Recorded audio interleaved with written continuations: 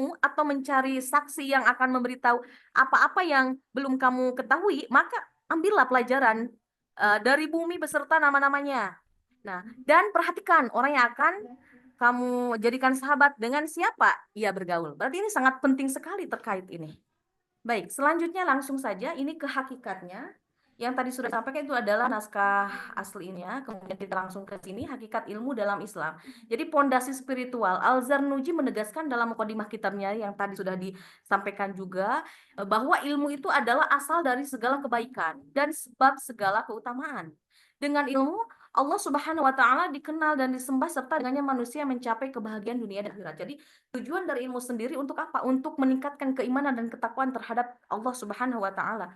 Kemudian Allah Subhanahu wa taala berfirman menegaskan di dalam Quran surat Al-Mujadalah ayat 11 yang berbunyi A'udzubillahi minasyaitonir rajim Bismillahirrahmanirrahim yarfa'illahu alladzina amanu minkum walladzina utul 'ilma darajat. Allah ya surah Allah di antara yang artinya seperti ini. Allah itu akan meninggikan derajat orang-orang yang beriman di antara kamu dan orang-orang yang diberi ilmu beberapa derajat. Nah, lalu ada 6 syarat menuntut ilmu.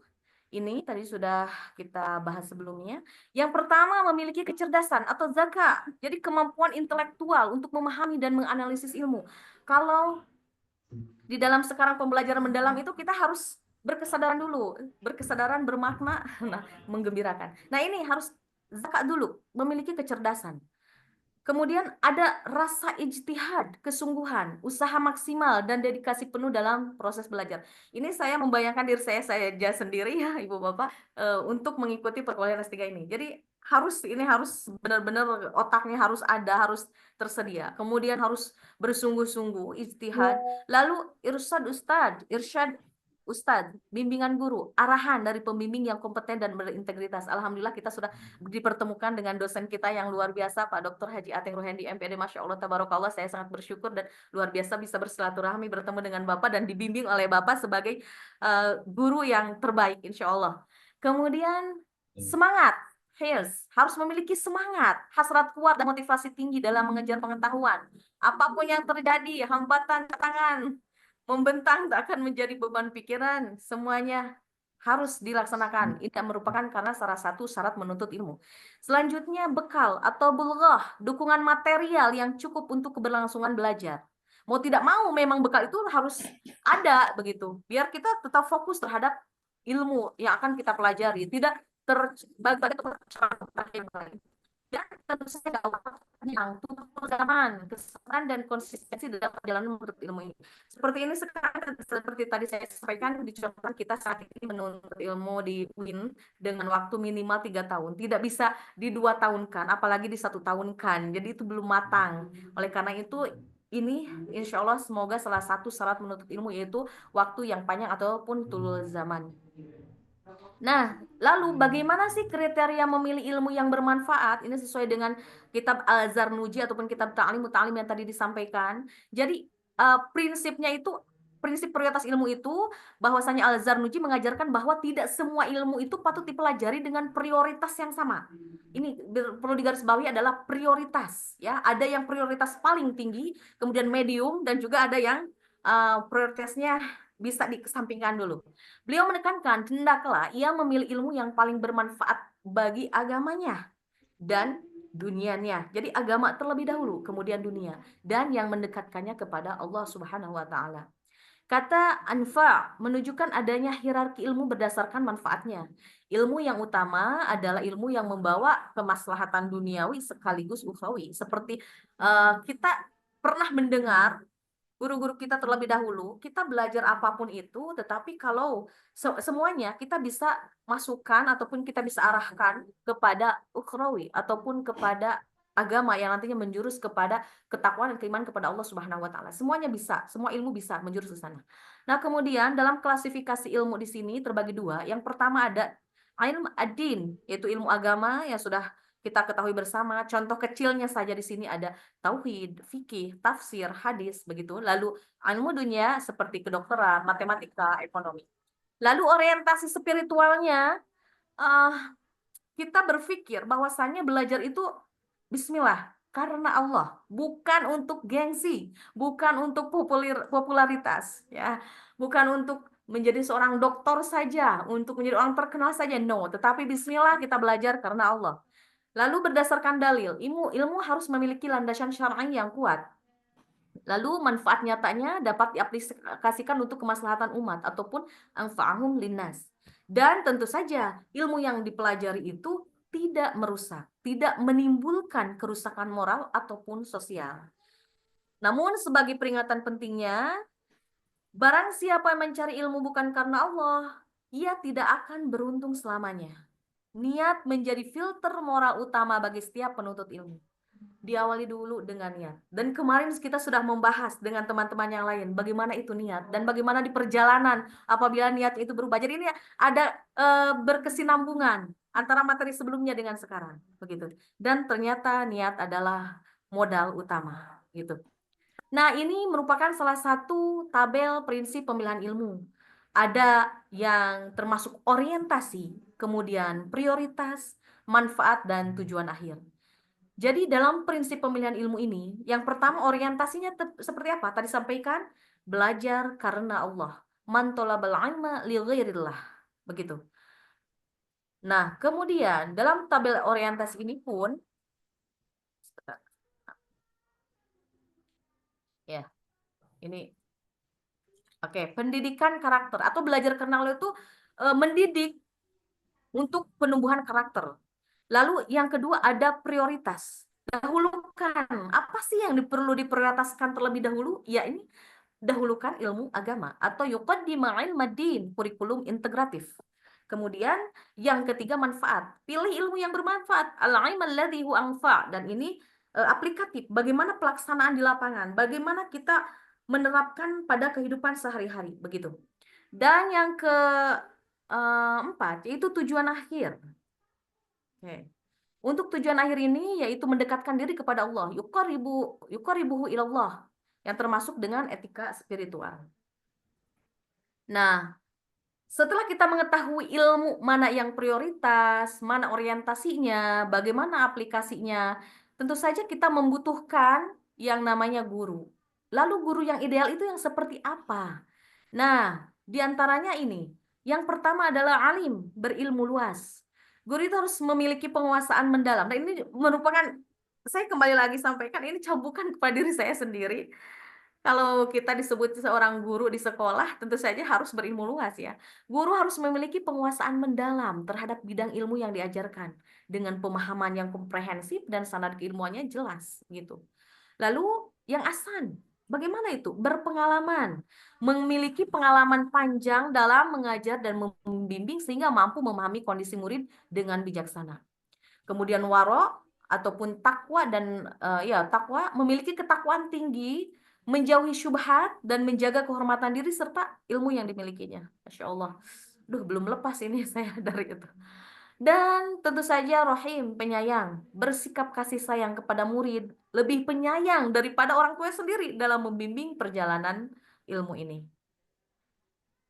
Lalu menurut Al-Zarnuji dalam Ta'lim Muta'alim bab 4 ini, hendaklah gurunya orang yang paling berilmu, paling waro, paling tua. Maksud paling tua itu adalah paling berpengalaman dan tentu saja paling penyayang kepada muridnya. Sekarang kita sudah mendapatkan nih ilmu, sudah mendapatkan guru, lalu sebagai murid harus seperti apa etikanya terhadap guru? Adab yang wajib dijaga. Syekh Al-Zarnuji menekankan pentingnya adab murid terhadap guru sebagai kunci keberkahan ilmu. Guru bukan sekadar pengajar atau mualim, tetapi juga murabi, pembina akhlak dan penuntun spiritual, atau kita bisa menyebutnya, mohon maaf kalau misalkan salah, bukan hanya pengajar tapi juga pendidik, begitu. Nah, prinsip-prinsip utamanya ini ada 6. Yang pertama, tidak mendahului guru dalam berbicara. Jadi ketika kita akan berbicara, raise hand before atau mohon izin dulu sebelumnya, tidak memotong pembicaraan guru, kemudian tidak menentang pendapat guru di hadapan umum, menjaga kehormatan dan mendoakan guru, tentu saja merendahkan diri sebagaimana merendahkan diri kepada ilmunya, tidak berjalan di depan guru. Masya Allah, tabarakallah, ini memang perlu diajarkan sekali ya kepada murid kita saat ini. Melayani guru sebagai bentuk ta'zim ataupun penghormatan. Dan sebagai kutipan pentingnya, hendaknya seorang murid itu beradab kepada gurunya dan merendahkan diri sebagaimana ia merendahkan diri kepada ilmu yang dimilikinya. Atau yang bang itu lebih ayyata'addaba ma'a ustadih. Seperti itu. Nah, selanjutnya ini ada konsistensi ataupun kunci keberhasilan belajar. Biar berhasil nih belajar yang kita lakukan harus seperti apa? Sabar, menanggung kesulitan belajar dengan ikhlas dan tabah. Seperti tadi ya di naskah aslinya sudah dibaca. Sabar, keteguhan, tidak mudah berpindah guru atau kitab tanpa alasan jelas. Dikit-dikit pindah, dikit-dikit ganti gitu. Dan tetap tarkis, fokus, mendalami satu bidang hingga tuntas sebelum berpindah. Dan tentu saja istiqomah, konsisten dalam rutinitas belajar dan ibadah. Ada sebuah pepatah mengatakan, barang siapa tidak sabar menanggung hina belajar sesaat, ia akan hidup dalam kehinaan kebodohan selamanya. Dan saya merasakan itu, Ibu Bapak. Bodoh itu capek ya, bodoh itu berat sekali, Masya Allah. Makanya lebih berat menuntut ilmu daripada berat bodoh. Oke. Nah, kemudian ini ada bahaya jika berpindah-pindah tanpa tuntas. Belum juga selesai, belum juga tuntas dalam satu ilmu, dalam satu guru, sudah berpindah-pindah. Bagaimana nih bahayanya? Ini diperingatkan oleh Al-Zarnuji bahwasanya salah satu nasihat paling tajam dari Al-Zarnuji adalah tentang bahaya tidak konsisten dalam belajar. Beliau menulis, "Mang tanaqqala min kitabin ila kitabin dhayya'a umroh." Barang siapa berpindah-pindah dari satu kitab ke kitab lain tanpa menyelesaikannya, ia telah menyia-nyiakan umurnya. Mubazir sekali ya, Masya Allah. Nah, prinsip ini sangat relevan di era digital yang penuh distraksi ini, di mana pelajar mudah tergoda untuk berpindah-pindah sumber tanpa pendalaman. Dan ini sepertinya bisa memunculkan pertanyaan-pertanyaan yang luar biasa nih nanti ya, terkait sekarang kita pendekatan yang baru. Nah, dampak negatifnya pemahamannya jadi dangkal atau shallow learning, kemudian kehilangan fokus dan arah, menyia-nyiakan waktu yang berharga juga, lalu tidak ada penguasaan pendalaman. Semuanya tidak berdaging, hanya kulitnya saja. Mungkin kulitnya pun tidak ada gitu. Lalu bagaimana nih solusinya? Solusi yang ditawarkan untuk solusi praktis ini yaitu yang pertama tetapkan satu guru utama, kemudian selesaikan satu kitab sebelum lanjut kepada kitab yang selanjutnya, lalu buat jadwal belajar terstruktur dan hindari distraksi digital. Distraksi digital. Ya, sangat berasa sekali ya. Distraksi digital ini Masya Allah sangat kejam. Baik. Lalu konsistensi. Kunci keberhasilan. Oh, oke, tadi ini sudah. Nah, ini merupakan tabel prinsip pemilihan guru dan konsistensi. Tentu saja pemilihan gurunya, etika muridnya seperti apa, konsistensinya, juga kesabarannya. Di sini harus terarah, terstruktur. Jadi tadi pemilihan gurunya yang alim, waro, kemudian berpengalaman, a'lama wa wara'a wa akbaru sinan, ya, itu mentor yang berintegritas. Kemudian kita sebagai muridnya harus hormat, rendah hati, yata'addaba ma'ustadzi, memiliki karakter yang sopan. Juga konsistensinya, tidak pindah guru ataupun kitab, mangtanaqqala min kitabin, fokus pada akademik, dan tentu saja harus sabar. Kesabarannya ya, menanggung kesulitan, penderitaan dalam menuntut ilmu. Malam yasbir ala dzulin. Jadi harus mampu memiliki ketahanan dalam belajar. Ini merupakan tabel nilai-nilai inti dalam memilih guru dan membangun konsistensi belajar menurut Al-Zarnuji. Lengkap dengan relevansinya untuk pendidikan modern saat ini, insya Allah ya. Jadi tadi mentor berintegritas, karakter sopan, fokus akademik, lalu ketahanan belajar. Nah, pentingnya memilih teman belajar. Tadi ilmunya sudah ada, gurunya sudah ada, kitanya sudah siap. Sekarang bagaimana nih dalam lingkungan tentu saja ada yang disebut dengan teman. Bagaimana teman yang harus dipilih yang seperti apa dan bagaimana pentingnya? Yang pertama, pengaruh sosial. Jadi, teman itu memiliki pengaruh kuat terhadap semangat dan moral seseorang dalam belajar. Mungkin yang paling penting adalah motivasi intrinsik, tetapi motivasi ekstrinsik juga itu tidak bisa lepas daripada kesemangatan. Oleh karena itu, pengaruh sosial ataupun teman ini bisa termasuk motivasi ekstrinsik. Nah, kemudian kolaborasi ilmiah. Jadi saling membantu dalam memahami dan mendalami ilmu. Masya Allah ini Pak Hidayat, Pak Atif, teman-teman semua kita berkolaborasi. Ini saya bersyukur punya teman-teman yang luar biasa ini. Jadi bisa berkolaborasi ilmiah, saling membantu, saling memberikan pemahaman dalam mendalami ilmu. Lalu memilih teman itu yang mampu membentuk akhlak. Akhlak yang karena akhlak itu akan menular. Nah, membentuk karakter juga. Makanya tadi disampaikan, pilihlah teman yang baik akhlaknya, karena kalau baik akhlaknya kita akan terbawa baik, kalau buruk akhlaknya juga kemungkinan besar kita terbawa buruk. Oleh karena itu, karena ini akan menjadikan pembentukan akhlak, maka harus pandai-pandailah memilih teman. Kemudian dukungan motivasi. Teman yang baik itu memberikan dorongan positif dalam perjalanan ilmu. Luar biasa, Masya Allah. Semangat Bu Kosma. Nah, jangan bersahabat dengan setiap orang. Ternyata tidak semua orang bisa dijadikan sahabat. Pilihlah hanya teman yang dapat membantumu dalam menuntut ilmu. La tusahib kulla sahibin wa la takhtar illa ma yu'inuka 'alal ilmi. Luar biasa. Dan ilmu itu banyak cabangnya.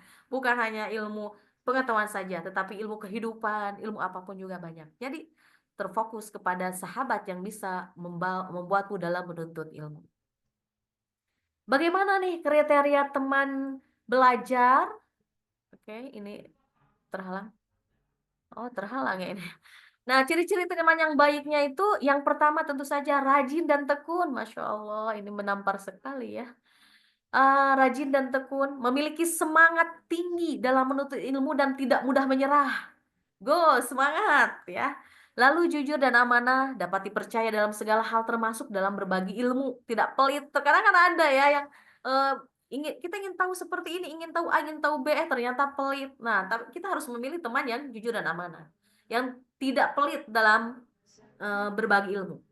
Kemudian berakhlak mulia, memiliki adab yang baik dan mengingatkan kepada kebaikan, dan tentu saja tidak banyak bicara sia-sia, fokus pada hal-hal bermanfaat saja. Menghindari gosip begitu ya. Masya Allah, kita senyum-senyum nih Bu Koswa. Kita main nih itu ya intermezzo gitu mah. Oke, selanjutnya teman yang harus dihindari yang seperti apa? Tentu saja tadi seperti yang Pak dosen sudah sampaikan, luar biasa sekali. Malas dan menganggur, tidak memiliki semangat belajar dan suka membuang waktu. Saya terpukul sekali ini. Malas dan menganggur, tidak memiliki semangat belajar, suka buang-buang waktu, scroll-scroll, tiada hentinya, sampai tugas belum selesai. Kemudian pembohong. Aduh, nauzubillah. Tidak dapat percaya dan sering menyebarkan informasi palsu, hoax, gosip ya. Suka bergosip ya, membicarakan keburukan orang lain dan menyebar fitnah. Kita sudah mengetahui bersama bagaimana karakter seseorang kalau misalkan sudah duduk bersama kita berbicara yang lain-lain begitu. Dan tentu saja nih, melalaikan ibadah, tidak menjaga kewajiban agama dan menjauhkan dari Allah. Ini sudah jelas perbedaannya antara yang baik dan juga yang perlu dihindari. Kemudian ini adalah tabel kriteria pemilihan teman. Tentu saja yang pertama dilihat dulu akhlak. Gimana nih akhlaknya? Jujur, amanah, sopan, atau sebaliknya, pembohong, kasar. Sehingga ini nanti efeknya kan akan menumbuhkan moralitas sosial.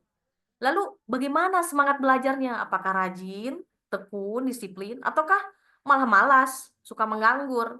Dan ini tentu saja akan meningkatkan motivasi dan daya juang juga. Kemudian spiritualitasnya, apakah mampu mengingatkan pada Allah atau malah sebaliknya, mampu melalaikan ibadah? Karena nantinya akan menjaga arah spiritual dalam belajar. Dan dalam hal pengaruh sosialnya, apakah memberikan dukungan positif ataukah malah sebaliknya menjadi penyebar gosip dan fitnah? Karena nantinya akan menciptakan komunitas akademik yang sehat. Gitu. Nah, selanjutnya ini adalah kerangka. Ini adalah kerangka hubungan nilai-nilai yang disampaikan oleh Az-Zarnuji. Jadi diagram ini ada ilmu, guru, konsistensi, dan teman. Diagram ini menunjukkan bagaimana setiap komponen dalam ajaran Al-Zarnuji ini saling terkait dan membangun satu sama lain. Jadi tidak bisa dipisahkan ini. Ilmu yang tepat membutuhkan guru yang baik, kemudian memerlukan konsistensi dalam belajar, didukung juga oleh teman yang positif, semuanya mengarah pada tujuan akhir, yaitu keberkahan ilmu dan ridho Allah Subhanahu wa Ta'ala. Nah, bagaimana ini implementasi di pesantren tradisional ataupun klasik ya? Kalau tradisi yang terjaga nih, di pesantren di Indonesia itu secara konsisten menerapkan prinsip-prinsip ta'lim muta'alim, dan ini dipelajari di pesantren untuk kitab ini wajib sepertinya, termasuk kitab yang wajib dipelajari oleh para santri. Nah, pembelajaran dimulai itu dari ilmu dasar dan bermanfaat, terutama ilmu agama. Di setiap pesantren kayaknya memang sama ini, karena di Indonesia hampir keseluruhan konsisten menerapkan prinsip-prinsip ini. Apa saja nih? Kurikulumnya itu bertahap. Dari mulai tingkat dasar, menengah, juga lanjut. Tingkat dasar seperti Safinatun Najah, itu dalam hal fikihnya. Kemudian Ta'alim Muta'alim, itu dalam hal adabnya. Di tingkat menengah, di setelah Safinatun Najah masuk ke takrib. Nah, dalam hal fikihnya. Kemudian ada lagi jurmiyah, nahwu, sorof, ya begitu. Dan selanjutnya di tingkat lanjut ada Fathul Qorib. Ini contoh kecil ya. Kalau tadi kan tingkat dasar di fikihnya ada Safinatun Najah, di tengahnya ada takrib, dan tingkat lanjut ada Fathul Qorib. Dan untuk nahwunya itu di tingkat lanjut ada Alfiyah Ibnu Malik. Ini dikuasai banget oleh Adinda Muhammad Nazih ya untuk Alfiyah Ibnu Malik ini. Nah, metode pembelajarannya menggunakan bandungan. Bandungan itu guru membaca, kemudian menjelaskan, dan sorogan juga. Jadi murid membaca di hadapan guru. Lingkungan spiritualnya, santri hidup dalam lingkungan yang mendukung pembelajaran dan ibadah secara kebersamaan. Ini sangat sangat mendukung sekali untuk lingkungan spiritual. Makanya number one, pilih pesantren gitu. Kemudian hubungan guru dengan muridnya, kiai sebagai panutan moral dan spiritual bukan hanya sebagai pengajar saja, tetapi sebagai panutan moral dan spiritual. Selanjutnya, komunitas belajar juga ini sangat tertata sekali, jadi santri saling mendukung dalam perjalanan menuntut ilmu, begitu. Nah, ini bagaimana dengan adaptasi untuk pendidikan modern saat ini, ya, yang kita bisa terapkan di sekolah-sekolah. Jadi ada yang disebut dengan pendidikan karakter, literasi digital Islami. Nah, dan bagaimana nih sistem mentoringnya, komunitas positifnya? Untuk pendidikan karakter sendiri, itu internalisasi nilai-nilai adab dan etika dalam kurikulum formal. Dan ini tidak bisa kita lepas, karena sekarang juga dalam pembelajaran mendalam ada yang disebut dengan dimensi profil lulus dimensi profil yang 8 itu tuh. Yang pertama yang sama seperti kemarin P5, keimanan dan ketakwaan terhadap Tuhan Yang Maha Esa. Di sini masuk kepada pendidikan karakter. Lalu bagaimana dengan literasi digital Islami? Memilih sumber ilmu yang sahih di era informasi. Lihat apakah ini relevan atau tidak, atau valid atau tidak. Jadi tidak hanya sekedar kita mengajarkan suatu hal yang hoax ya. Lalu sistem mentoringnya, program pembimbing akademik dan spiritual. Kemudian komunitas positifnya ada peer learning dan kolaborasi beretika, seperti kalau di sekolah itu ada MGMP, mungkinnya KKG seperti itu. Dan tantangan era digitalnya bagaimana nih? Krisis adab dalam interaksi online. Ya, teknologi luar biasa. Krisis adab ini krisis sekali. Luar biasa. Tantangan, fragmentasi ilmu dan belajar dangkal. Komersialisasi pendidikan. Masya Allah, menyedihkan sekali ya. Guru virtual tanpa sanad keilmuan. Benar. Menyentuh ini. Distraksi media sosial. Itu tantangannya. Nah, tapi ada solusi yang berbasis Al-Zarnuji yang ditawarkan. Apa saja tuh dari tadi tantangannya? Yang ditawarkan adalah internalisasi etika digital, kemudian sistem pembimbing yang akademik, penguatan nilai niat ikhlas, kemudian verifikasi kredibilitas sumber, dan tentu saja disiplin fokus dan konsistensi. Begitu. Nah, ini relevansi untuk generasi digital. 68% pelajar mengalami distraksi digital. Lalu, jadi kesulitan fokus akibat media sosial dan notifikasi berlebih. Bukan hanya murid, gurunya juga jadinya sepertinya ya. Nah, 45%-nya informasi tidak terverifikasi. Konten pendidikan online-nya tanpa validitas ilmiah yang jelas. Dan 72%-nya butuh bimbingan moral. Pelajar itu memerlukan mentor yang berintegritas di area digital ini. Nah, sehingga penerapan praktisnya menata niat digital, menggunakan teknologi untuk mencari bismillah, bismillah ya, mencari ridho Allah, bukan sekadar hiburan saja. Kemudian memilih sumber terpercaya, memastikan bahwa guru online itu memiliki kredibilitas dan saran keilmuan. Lalu menjaga adab digital, hormat kepada guru dalam kelas daring, tidak menyela atau menyalin tanpa izin.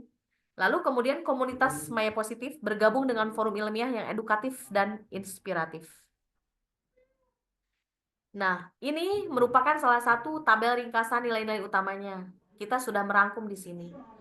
Jadi kesimpulannya, ilmunya itu harus bermanfaat, membawa kita kepada Allah, sehingga menjadikan pendidikan itu berbasis nilai dan manfaat, sehingga menghasilkan kemaslahatan dan pencerahan.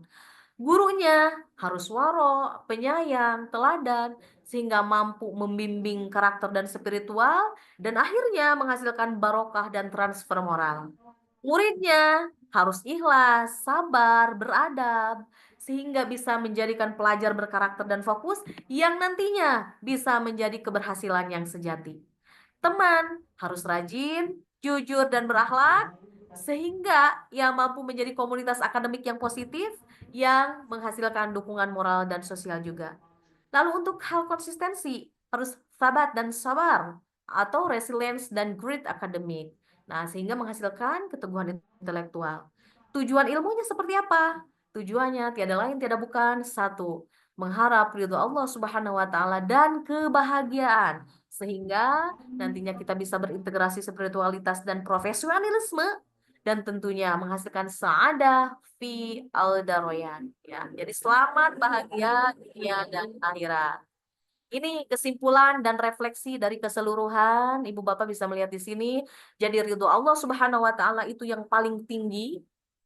Dengan apa? Keridhaan Allah Subhanahu wa taala yang paling tinggi itu dengan cara ilmu yang bermanfaat dan akhlak mulia. Kemudian konsistensi dan kesabaran dan belajar. Gurunya yang soleh, temannya yang baik, dan diniatkan niat yang ikhlas dan ilmu yang tepat.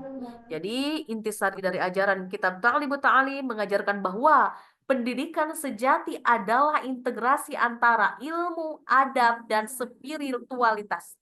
Jadi tiga kalimat kunci ini merangkum esensinya. Dengan ilmu tercipta pengetahuan, dengan adab terwujud keberkahan, dan dengan keikhlasan diperoleh kebahagiaan. Jadi tiga hal ini tidak bisa dilepaskan. Lalu pesannya untuk masa kini, di era modern yang penuh tantangan ini, nilai-nilai klasik Al-Zarnuji menjadi kompas moral bagi pelajar dan pendidik. Pendidikan bukan sekadar transfer informasi, tetapi juga pembentukan karakter berintegritas, berilmu, dan berorientasi pada ridho Allah Subhanahu wa taala. Ilmu tanpa adab ibarat api tanpa kayu bakar, akan padam dan kehilangan cahayanya.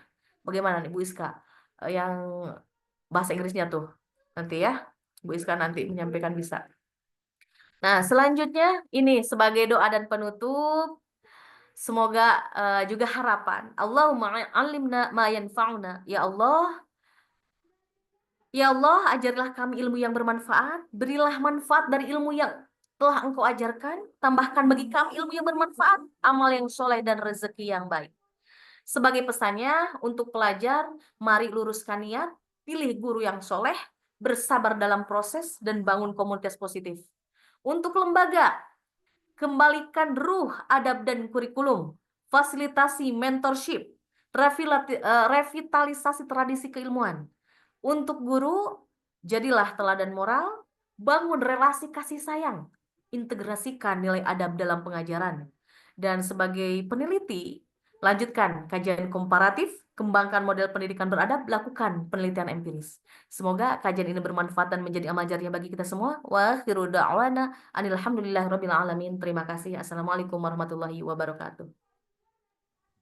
Assalamualaikum warahmatullahi wabarakatuh. Waalaikumsalam warahmatullahi wabarakatuh. Terima kasih Bu Eva ya. Itunya ditutup aja. Nah itu Bu Eva tadi baca